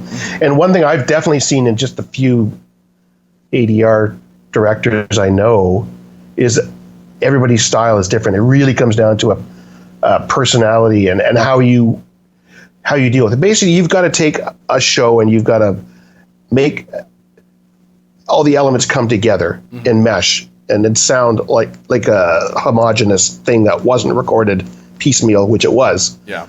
How you get to that point? Well, it really comes down to just being prepared and knowing what you want, but then also, like I think I was saying earlier, being able to sort of roll with it and find things that are interesting, but able to weave those in and not have that muck things up. There was a certain show we did years ago. It was actually a prelay show where we recorded most of the characters, and I'm not going to mention the name. That's fine. We recorded most of the voices, but the lead was done elsewhere. Okay. And the lead was done by a really talented voice actor, a very funny guy, experienced guy. But I remember the first session I had to do, I asked, well, can I hear the records that you guys did? Because they'd recorded them first. Right. And they were sort of surprised and, oh, okay. So they sent backup tapes of the entire session in real time. Okay. Not the keeper takes, which I was hoping for. I had to listen to like a few hours of just them talking in the studio and doing all these takes. And I realized they're just letting him run rampant and letting him just be goofy and funny. And he's not read the script ahead of time. So he's doing things that don't make sense. Like, you read the line after, didn't you? Because now that doesn't make sense. Oh, okay. But they were just sort of, oh, just be funny. And that makes us laugh. Okay, moving on. But, well, no, I mean, yeah, it's funny, but it doesn't puzzle piece together in the right way. And then every subsequent episode, I never got those records because they were usually recording him after the fact. Right. Lord knows what was going on. So I hope they're going to do it this way, but so you can having it come together, it can get away on you. Yeah. Even when you just recording something, 1 week and then you come to do the other half of that conversation a week and a half later, and you've got to you've got to tailor to make sure it comes together. I mean, imagine too, I know you've done maybe a little bit of video game stuff as well, but when it's just a spreadsheet usually of dubbing lines, a video. Oh my God. It's just a pain. Yeah,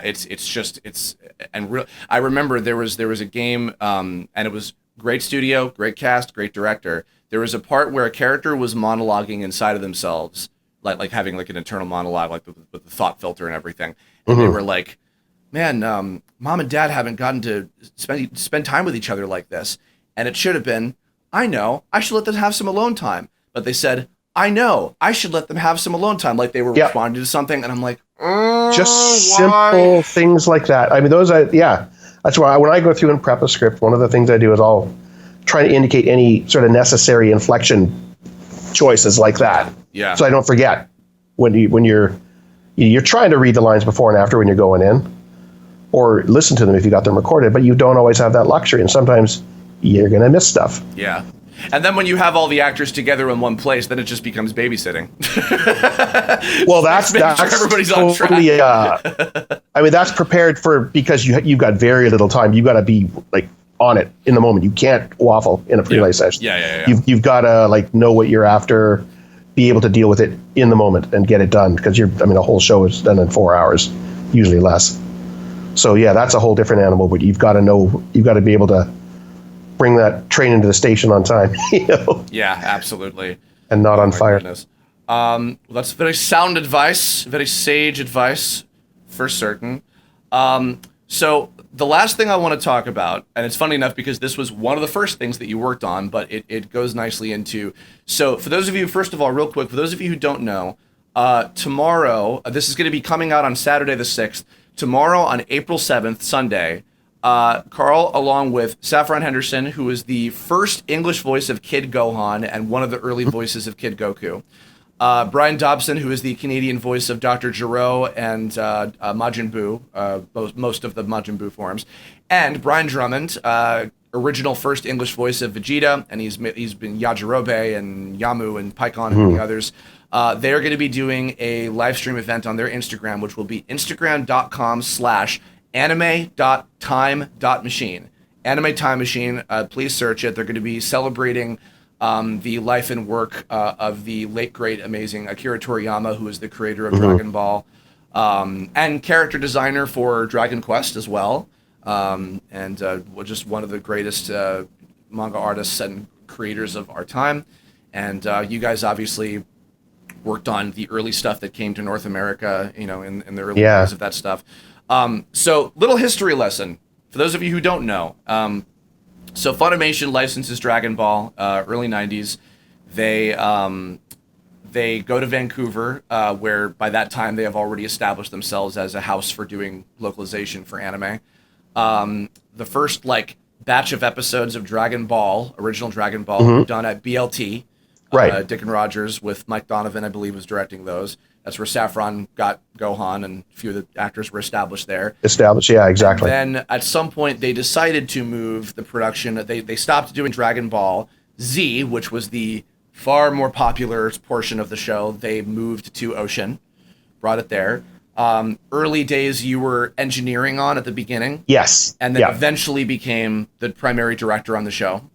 Did the first 52 something, then 3 movies. Sounds about right. 3 movies, Garlic Jr., Dr. Wheelo, Tree of Might, that kind of stuff. Yeah. Moved it to Dallas. That cast was established and now has been doing it since then. Yeah, right. Another broadcaster who had the rights to air it commissioned the majority of the rest of Z, which became, that's where Brian Dobson came in and a bunch of the others and did the rest of the show up until the end.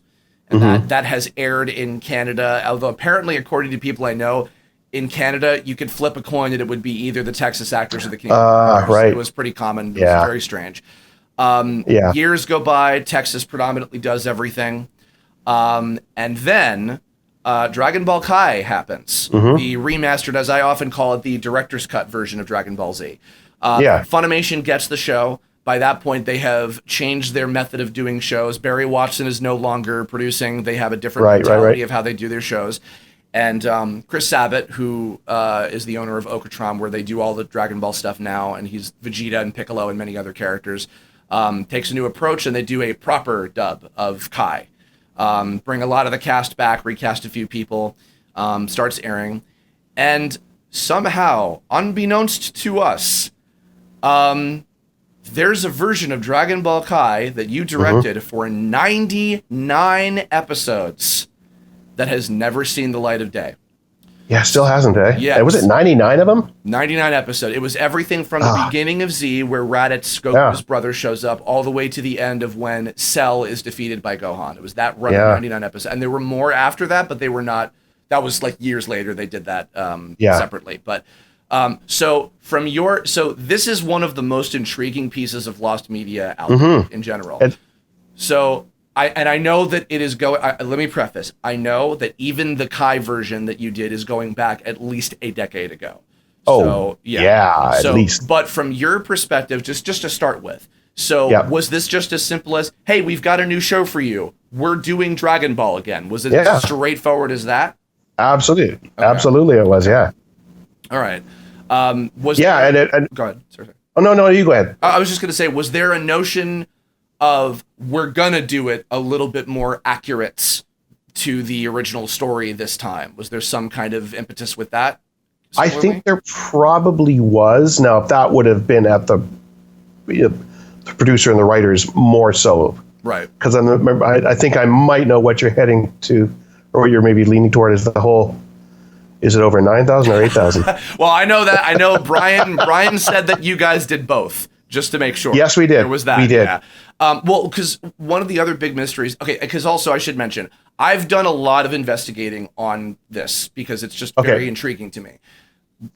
From my understanding... Here is everything that I know as someone who has nothing to do with this production.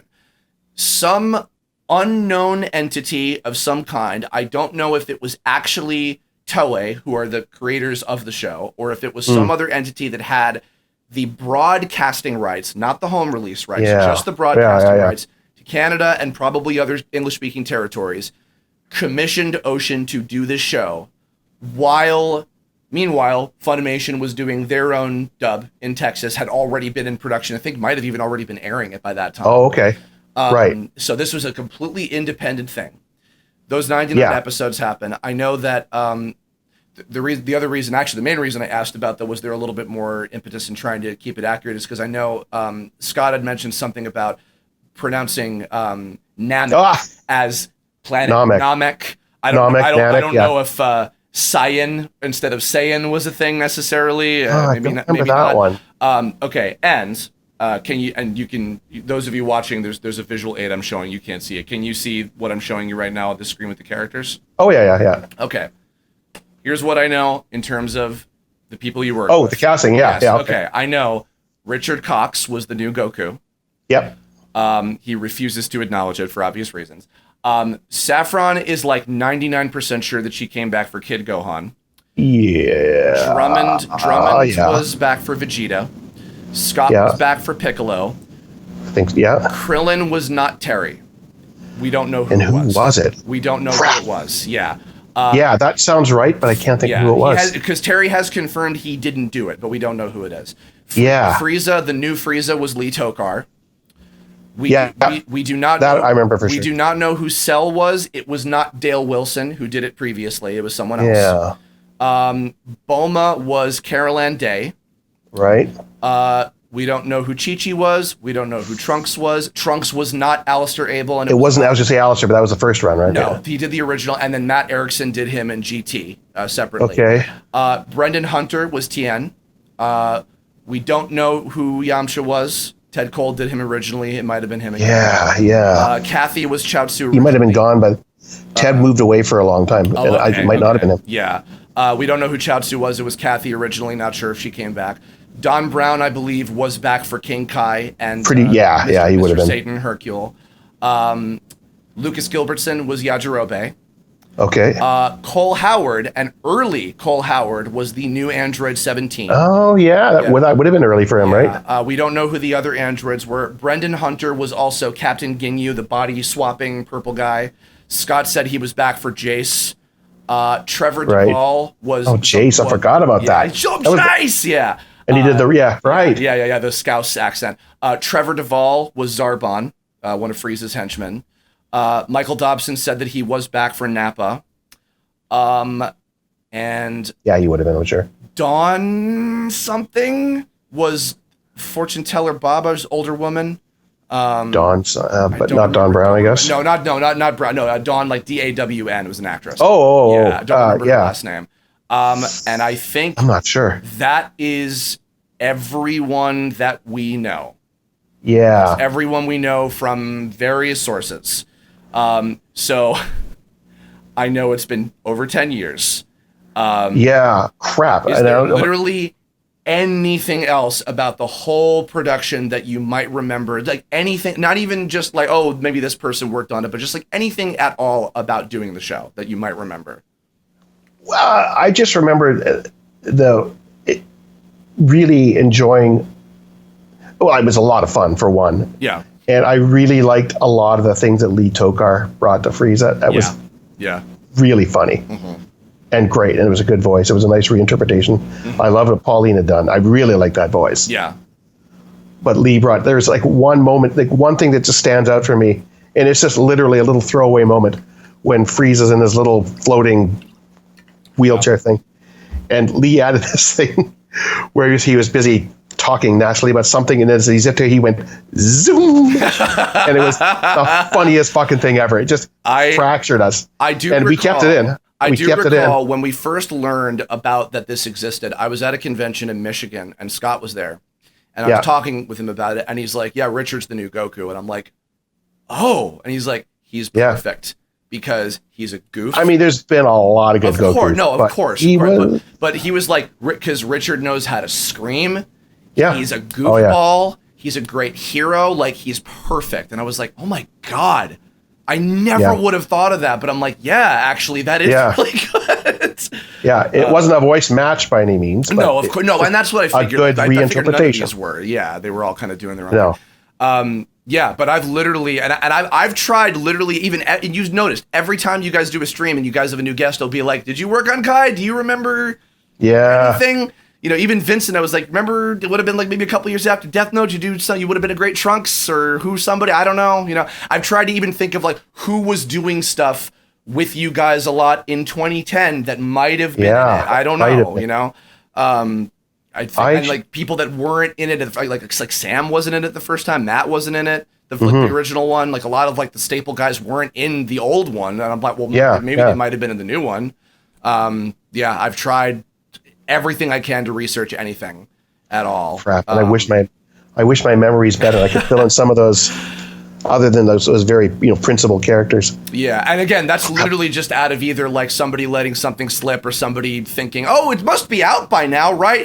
It never aired. It never did, eh? I always no. I always expected I was going to hear that. Oh, it came out last year. No, that's the thing. So like when you guys, such a shame. When you guys finished it, was it just like, okay, it's over, like that's it, next show, like? It was you think, well, okay, they're going to do their thing and it's going to come out at some point soon, and we're waiting for it because that happens. Sometimes the shows come out pretty quickly. Yeah. They mix it. It gets. They put it on TV. Was there even? And then sometimes it's held back for whatever reason. I don't know. Yeah. There's some shows that they sit for a year or more, and then sure. Oh, finally something came out. You hear, and this one just never did, and I don't know why.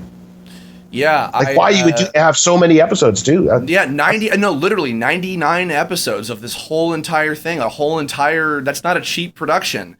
And again, I don't even know, and I don't know if you know, like again, like what, like if that purpose I assumed of like it's for airing in these English speaking territories that aren't the U.S., which also even admittedly to me, this is no offense to the work that you've done, but even to me, I'm like, why? Like, because by that point, the Texas cast was the established cast. Right, like, why create brand confusion anyway? I don't know. And then some people thought, oh, maybe it's like the Canadian content, which no one has a real understanding of actually how that works. Like, oh, maybe it's something to do with that. And I'm like, who can say? But I wish I could help you there. The politics and business side of things, I am gleefully ignorant of. Yeah. I kind of like, I don't even want to know that side of things. I mean, it's sort of interesting. I don't blame you. But I don't pursue it. I don't really, some things you just, you hash it out. I know. Let me know what I know. Yeah. Let me know when the dust settles. So yeah, I'm not going to be a lot of help to you there, unfortunately. Yeah. Although I think I'm going to talk to some people and see if there's any paperwork about who. I'll tell you this, yeah, because we're recording this a few days before. Not to put you on the spot with this, but I'm laying down a challenge. We're recording this a few days before the live stream event, which again, Sunday, April 7th on Instagram.com/Anime Time Machine. If you are even able, literally something as simple as like a call sheet for like a later episode of like, oh, so and so came in for Android whoever or whoever. Yeah. See, when you mentioned Cole Howard, it was played the Android. Like, oh, that's right. I forgot about that. And he would have been. I mean, Android 17 is a teenager. He would have been a real teen at that time. Maybe 18, whose his twin sister might have been, a younger, newer girl or something. I don't know. But like literally any little tiny nuggets of anything that, because you're the last frontier. You are like the last person that would be able to learn anything. Okay. So. I'll see if I can do a bit of digging and see if the casting people are able and or willing to let me have some of that info. And especially because since it's in celebration of the creator of the series, and because of the fact that it's known, it's out there, it's a thing that people are aware. There's a Lost Media wiki like article with like everything I've talked about and more, like about all this stuff, all the findings and everything. If anything, just as like an interesting piece of history. Of like. I know, I get that totally. Yeah. Like I'm still flabbergasted, just like you are. Like, why did it not come out? Yeah, I know. Why record all these and what happened? What I will say, because I don't want to end on that note necessarily, but let me tell you one thing. I don't know if you've ever been aware of this necessarily. So earlier in that bit about the kind of history I was giving, so there was a transitional period between when Funimation was first coming to you guys to do the show. They were co-producing it with Saban. Good old the Power Rangers people. They were distributing it because they were a new company.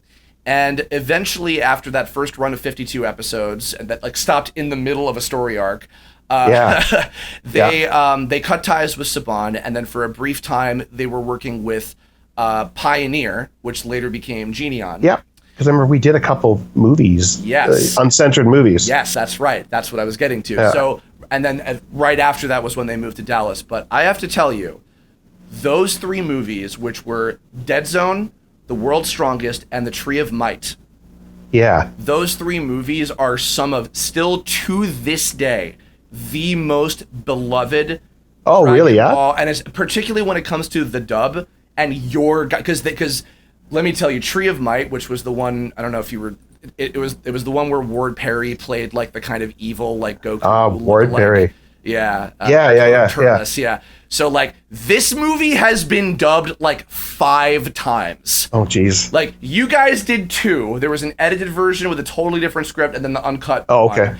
There was the Texas one that they did way later. There's, like, a Malaysian dub that's, like, English as a second language. There's a French. There's a French one where there was, like, 5 people that did all of it in English. It's like, wow. Goku sounds like this in it.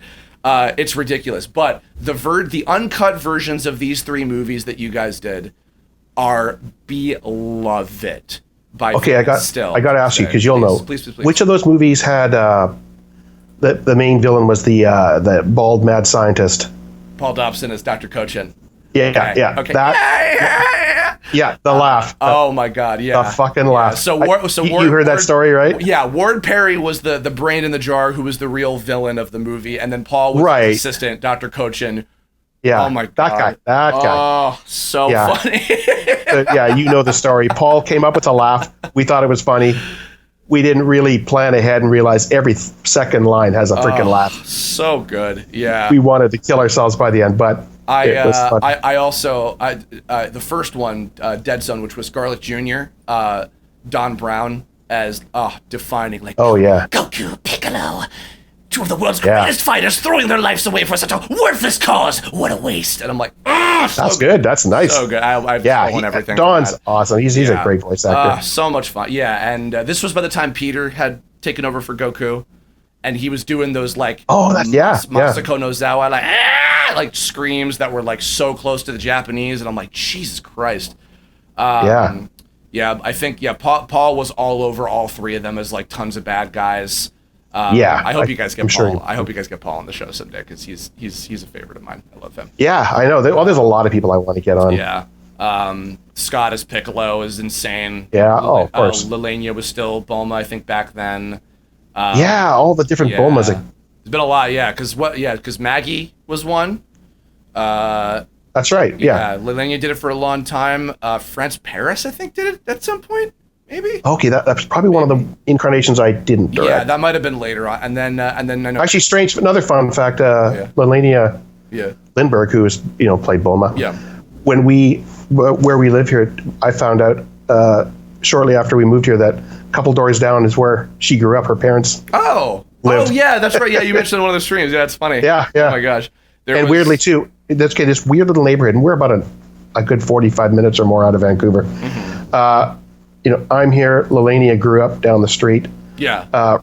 Rebecca Shoykett, you might know that name. Yeah. She bought a place about 5 houses down. Funny. We look after her cat when they go away. Oh, okay. I know that Rebecca was often she was kind of a fill-in for Saffron when she moved for a little while. Yeah. Yeah.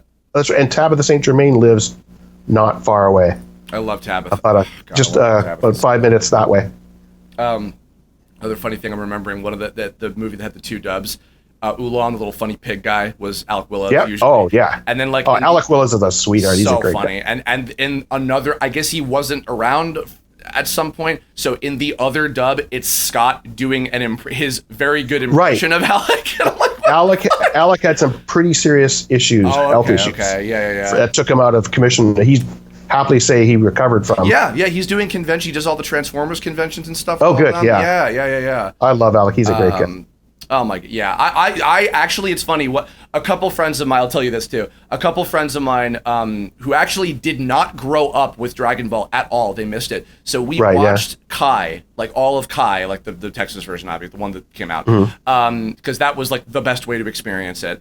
And then I was like, I want to show you these 3 movies, and I have to show you this. And it's funny, that same friend that showed me Elemental Jaleid, she's like, wait, that's that one. And that's oh my god! I know all these people. So it was this kind of perfect mesh of like, hey, there we go. And she's Canadian too, so it was nice. Yeah. Well, I find that for me, I have a weird phenomenon that happens to me, and I don't know if it's just me, but I've worked with voice actors for years now. A lot of voices just so intimately. Of course, yeah. And I find there's a strange phenomenon. I'll hear voices come up in other projects. I go, oh yeah, I know that voice. And then holy crap, I forget who that is. Like I can hear the voice, I know the voice intimately, and putting the human being to that voice is a weird disconnect. Like sometimes I just can't do it. Yeah. And then when I do figure it out after a minute or two, it's like, oh crap, how did I forget that? Because I worked with them for like 10 years. It's like, well, it's in a way, it's almost like the actor and the voice become sort of separate entities in my head somehow. Well, and the characters too. Yeah. To mention, I mean, my God. I definitely try to, when I direct, certainly for ADR, because you're busy watching the screen for fit and performance and whatnot. Yeah. But even in prelay, where there is no picture, I learned I really don't like to watch the actors doing their thing, because sometimes the physicality of what they're doing colors your interpretation. And it shouldn't, because, some actors really use their bodies and get very animated. Yeah. And your brain turns that into something that maybe isn't there in just the sound. And some actors can perform with just their hands in their pockets. And it looks like they're really just sort of phoning it in. But when you listen to it, like, no, they're not. So I try not to have the visual color my perception. And that's why. But there's a weird... No, I get that. Yeah. Weird disconnect. Course, yeah. And also, I mean, you've had to have worked with like hundreds of different people over your entire career at this point. Yeah. And, I mean, at this point, I'm trying to look at, probably at least 100 projects. I mean, because, again, BTVA and IMDb don't have everything. Yeah. And, and I mean, and there's so many. I know I didn't mention, Iron Man, Gintama, which is really funny. Yeah. Thank you for throwing Scott in as the Piccolo ripoff in that one episode. Appreciated that a lot. In fairness, I directed about half of the Gintamas. Oh, okay. Yeah, was that Jack Cox as well? Did some of that? Yeah, he was the other one. Zoids, the newer Zoids. Like I said, I need to watch Dragon Quest. Yeah. Norm of the North. Yeah. You know, Norm, the Sinbad stuff, the Sinbad hockey stuff. Oh my God, yeah, I did. There's so much, but like, actually, I'm working with the girl who played in Sinbad, Elise. I'm working with her again recently, which is great to have her back, and she's awesome. Very cool. Yeah, I know a lot of newer folks that I'm happy to see also that like there are newer people doing stuff that are fantastic in these projects as well. So yeah, absolutely. Yeah. That's one thing I think that we tend to try to not always fall into using the same people over and over and not bringing in new blood. Sometimes there's we need to hear somebody new and try people out, which is is good, I think. I literally, I'll tell you this, and you can hang your hat on this seriously for how much you've done. I'm in the early stages of doing an animated feature because I do animation as well. Oh, okay. And I'm doing this animated feature film, and literally, I'm like whatever I have to do to like I want all of my villains to be Vancouver people. Literally, I want Paul, Scott, Drummond, Tabitha. I want them so bad. Not only because I just want to work with them and I would love to just like, because I've gotten, Drummond's the only one that I've got, and Scott briefly I've gotten to meet before, but like, right, yeah. I just like want to have, there's a quality to, and all of these guys, all the people we've talked about and more, they're just incredible. I'm glad to hear this secret mystery project that hopefully we'll learn about soon. And hopefully will come out. Yeah, I know, right? I know. No, I'm glad that you guys are getting stuff. I'm glad that everybody is still, doing these things, and I'm glad that you've done 30. Literally, as of a couple months ago, you've done 30 years of incredible work, and you have influenced a lot of people, a lot of my colleagues that grew up with the shows, and myself that you worked on, and all you and the engineers and the writers and the actors and everybody at Ocean, all of you guys. The work that you did has seriously, it's impacted a lot of people. Oh, well, I'm glad to hear that. I'm sure you know that, but I always want to express, while I have you, like for real, it's true. So, well, it's a weird thing. It's been happening in recent years. Right now, the recordist I work with most, a guy named Conrad, he talks about he was born, I think, the year before I started working at Ocean. Oh my God! And a lot of the shows I directed, he watched, in his jammies with his Fruit Loops. Oh no! Yeah, it makes me feel old. It's come to that. I know. It's come to that. People can follow you on Instagram at Dirk Dot, right? Yeah. Yes, that's right. See your cute dogs. Exactly. And they can catch you generally once a month on Anime Time Machine. Yeah, sort of a fluctuating schedule. Not really a schedule. Whenever you guys do stuff. I've been talking to Saffron about this, but I got to get you guys like more on a YouTube presence as well, somewhere people will see it and come to appreciate you. But please, everybody out there, please, on again April 7th, Instagram.com/anime.time.machine. Please go to the celebration of Akira Toriyama with all these folks from the old Canadian dub of Dragon Ball Z. They're fantastic folks. There's going to be a lot of cool stuff. I'm sure Brian will probably shout over 9,000 at some point. He can probably be coaxed into it. Yeah. Funny thing, I interviewed him a couple of years ago, and my roommate is the one that made the original like over 9,000 video that like went hyper viral. And I finally had them meet, and it was like the reality split open. It was so funny. Oh, that's awesome. That's great. But and Karl, any other last thoughts to anybody out there that whether they knew of your work or now they are educated on? Oh my God, you did all these shows that I watched. Like anything you want to share out there? Just if I did anything you don't like, please don't get mad at me. I didn't. James Coracle directed those. I didn't do it. Exactly. Yeah, exactly. Oh my gosh. All right. Well, we're gonna end it here. Thank you all so much for watching. Trying to do one of these interviews once a month or so, but this was a long time coming. I was very happy I got to do this. Karl, thank you again for your time. Finally make it happen. All right. Yes. After all this time, at long last, we made it happen. All right. Thank you guys so much. Please take care. Bye. Okay. Well, thank you.